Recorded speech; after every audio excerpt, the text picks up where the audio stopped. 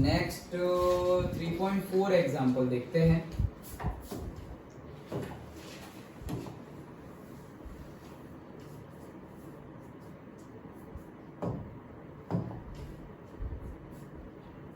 चलो 3.4 एग्जांपल में क्या बोल रहे हैं, the resistance of the platinum wire of a platinum resistance thermometer at ice point. देखो एट आइस पॉइंट बोला है, मतलब 0 डिग्री सेल्सियस, तो हमें आर नॉट गिवन है, R naught is equals to 5 ओम।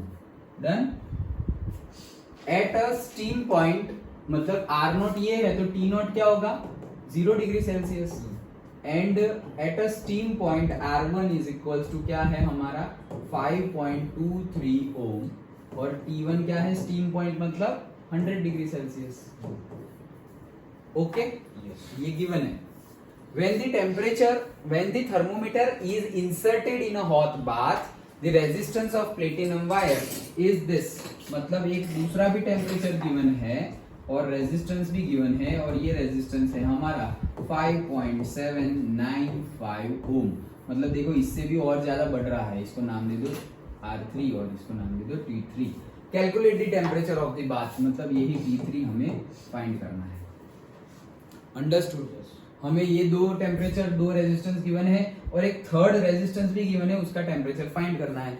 कोई बात नहीं, लेकिन यहाँ पर एक चीज गिवन मिसिंग है। क्या क्या मिसिंग है, हमारा फॉर्मूला क्या है, फॉर्मूला है हमारा से R is equals to R naught into 1 plus alpha T minus T naught, ये हमारा फॉर्मूला है। ओके, तो यहाँ पे सपोज ये सारी वैल्यू है हमारे पास, लेकिन अल्फा नहीं है, अल्फा है ही नहीं, तो पहले तो अल्फा ढूंढना पड़ेगा। ये जो गिवन वैल्यू है उससे हमें अल्फा मिल जाएगा। कैसे, यहाँ पर देखो सब कुछ ही है, आर की वैल्यू है, देखो ये फॉर्मूला यूज कर रहा हूँ, तो आर की वैल्यू क्या है 5 is equals to R naught की वैल्यू क्या है, अरे आर की वैल्यू कहाँ 5, आर की वैल्यू क्या है, आर मतलब R1, उसकी वैल्यू क्या है 5.23 और is equals to R naught की वैल्यू है 5, that is equals to 1 plus alpha into temperature. तो टेम्परेचर कितना है यहाँ पे 100, ओके, और माइनस 0, तो 0 हटाओ। डन। तो यहाँ से हमें अल्फा मिल जाएगा। सो हम क्या करेंगे 5.23 डिवाइडेड बाय 5 करेंगे, फिर ये 1 इधर आएगा तो माइनस हो जाएगा, that is equals to 100 alpha. Done. So क्या होगा, एलसीएम लोगे तो 5.23 माइनस 5 डिवाइडेड बाय 5, और ये 100 भी नीचे आ गया, that is equals to alpha. Therefore यहाँ पे हो जाएगा 0.23 divided by 5 into 100 is equals to alpha. Okay, so alpha का आंसर क्या आएगा, अल्फा का आंसर आएगा 0.23 divided by 5 divided by 100। So alpha will be equals to 4.6 into 10 to the power minus 4 degree Celsius inverse। Done. yes. ये alpha मिल गया। अब तो क्या है, जो लास्ट न्यूमेरिकल में क्या है, से एक टेम्परेचर नहीं मिसिंग है और एक रेजिस्टेंस गिवन है, सो हम क्या फॉर्मूला बना देंगे, देखो अब R3 की कंपैरिजन R0 से ही करते हैं। सो ये हो जाएगा क्या formula, R3 is equals to R0 that is equals to 1 plus alpha T3 minus T0। so R3 की वैल्यू क्या होगी 5.79। यस, तो हम थोड़ा इसको छोटा कर देते हैं। हाँ, सो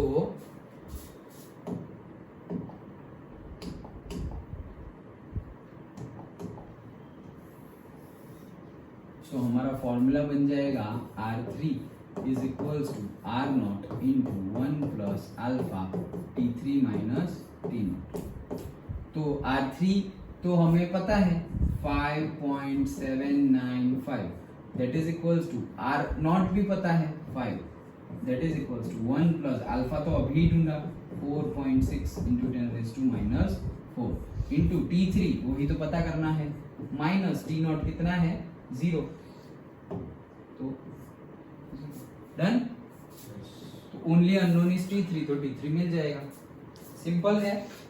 ओके, सो कैलकुलेशन कर लो, सो तुम्हें आंसर मिलेगा।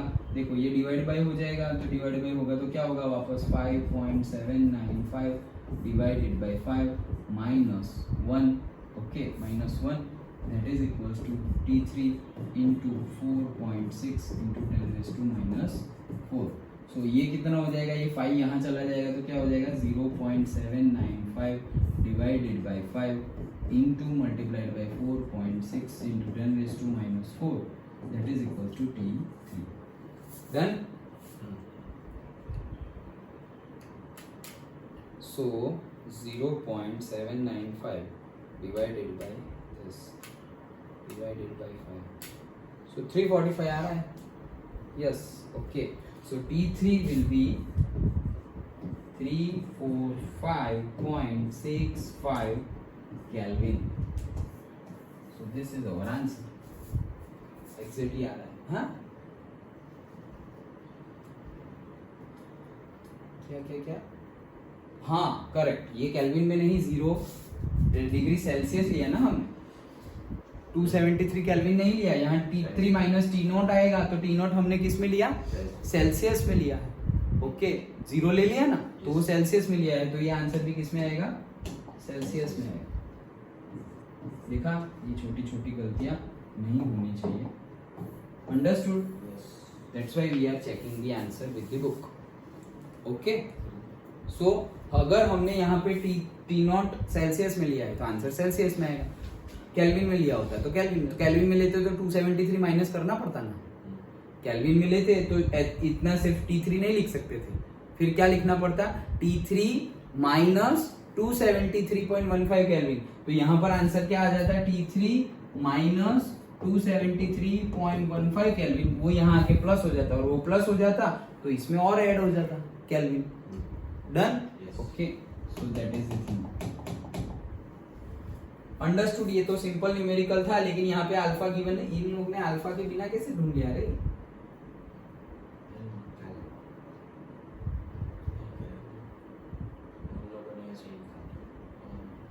अभी देखो ये लोग तो फॉर्मूला लेके आए कुछ, अच्छा फॉर्मूला लेके आए मतलब कैसे किया है उन्होंने कि दो अल्फा के दो फॉर्मूला निकाले और उसको कंपेयर किया है, ये अटपटा, ये तो रटना पड़ेगा फिर फॉर्मूला।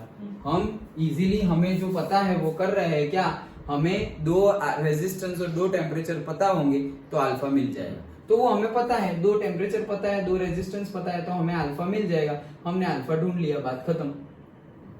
अब फिर से दो टेम्परेचर और दो रेजिस्टेंस, तो हमें दो रेजिस्टेंस पता है लेकिन दो टेम्परेचर नहीं पता, एक ही टेम्परेचर पता है, लेकिन अल्फा पता है तो दूसरा टेम्परेचर मिल जाएगा, तो बस उसको हमने कर दिया। लेकिन अभी उनका देखने से मुझे लग रहा है उन्होंने क्या किया है, आइडिया आ रहा है क्या किया है, ये कहां से लेके आ गए ये डायरेक्टली, ऐसे तो कोई फॉर्मूला ही नहीं है,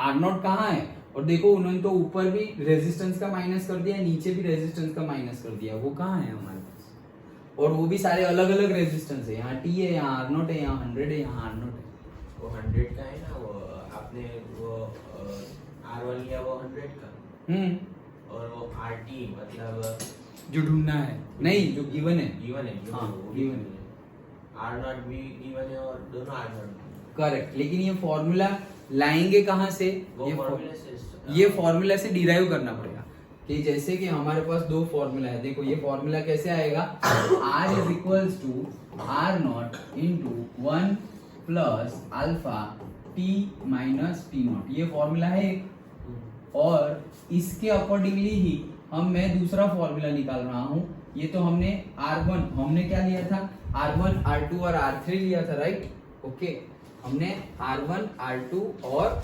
R3 लिया था, R0 R1 एंड T3 मतलब 3 वर्ड यूज किए थे, नॉट 1 एंड 3, ये 3 लिए थे, ओके, तो ये दोनों के लिए मतलब 0 के 1 के लिए इसको मान लो क्या मिलेगा तुम्हें 1, तो 1 और R0 का फॉर्मूला हो गया, ये 1 और नॉट का फॉर्मूला हो गया, और 3 और नॉट का फॉर्मूला भी यहाँ से मिलेगा, क्या R3 is equals to R0 into 1 minus alpha into T3 minus T, done.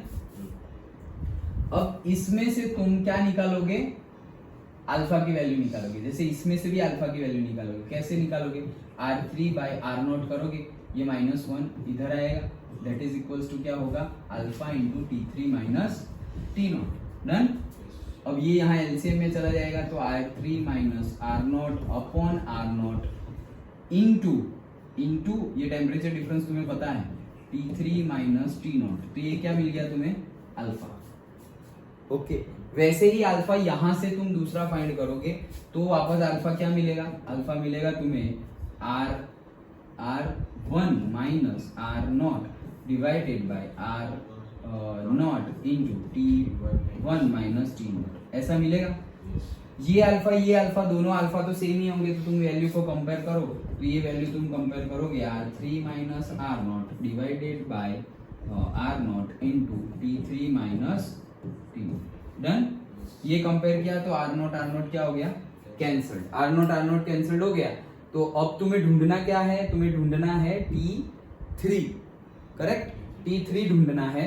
तो ये T3 वाला टर्म वैसे ही रखो, ये वाला टर्म नीचे चला जाएगा, तो देखो आ गया R1 माइनस R0 वो रहा, एंड R3 माइनस R0 तो 100 माइनस R0 आ गया, और दैट इज इक्वल्स टू वो यहाँ पे आ गया है। ओके, और टेम्परेचर वाला टर्म यहीं पे है, और टेम्परेचर वाले टर्म को क्या करोगे तुम, और से R3 माइनस R0 है, ये टेम्परेचर वाला टर्म भी बाकी है ना यहाँ पे।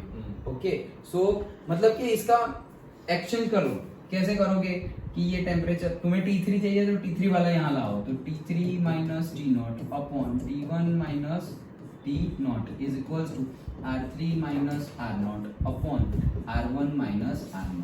डन। ये ऊपर आ गया, ये तो नीचे था ही, और ये नीचे चला गया, ये आ गया। अब क्या करेंगे हम, R3 माइनस R0, तो R3 minus R0 and R1 minus R0। Done. Multiplied by T1 minus T0, तो T1 माइनस T0 कर लो, तो T1 माइनस T0 तो तुम्हें गिवन ही है, ये रहा, T1 माइनस T0 कितना है, 100, तो मल्टीप्लाइड बाई 100 भी आ गया। देखो समझ में आ रहा है। तो उन्होंने दो फॉर्मूला निकाले, अल्फा नहीं है तो दोनों में से अल्फा को कंपेयर किया, और फिर तो तुम ऐसा भी कर सकते हो, तो ये पहले फॉर्मूला डिराइव करो, फिर सारी वैल्यू पुट करो, और फिर T3 फाइंड करो। अदरवाइज सिंपली हमें दो रेजिस्टेंस दो टेम्परेचर गिवन है, सो उससे तुम पहले तो अल्फा फाइंड कर लो, जैसे हमने किया, हमने पहले क्या कर लिया, अल्फा फाइंड कर लिया, और फिर वही अल्फा की वैल्यू पुट करके दूसरा भी R0 के साथ कंपेयर कर लिया। तो हमने जो किया वो भी कर सकते हो। बुक में अल्फा की वैल्यू नहीं गिवन है तो ढूंढी ही नहीं है, अल्फा को ही, अल्फा कैसे निकल जाए वो मेथड। तो अल्फा निकलेगा कैसे, एक अल्फा की वैल्यू निकाली, दूसरे अल्फा की वैल्यू निकाली, अल्फा तो सेम ही रहेगा, दोनों को कंपेयर कर दिया, तो वहां से अल्फा निकल गया। अंडरस्टूड। तो उन्होंने वो मेथड यूज की है, तो दोनों में से तुम्हें जो इजी लगे वो मेथड यूज कर सकते। हमने सिंपली जो बेसिकली जो जाते हैं कि अल्फा नहीं पता, पहले अल्फा ढूंढो, अल्फा पता चल गया तो फॉर्मूला में वैल्यू पुट करके T3 ढूंढो, वैसे हम गए। अंडरस्टूड, सिंपल था।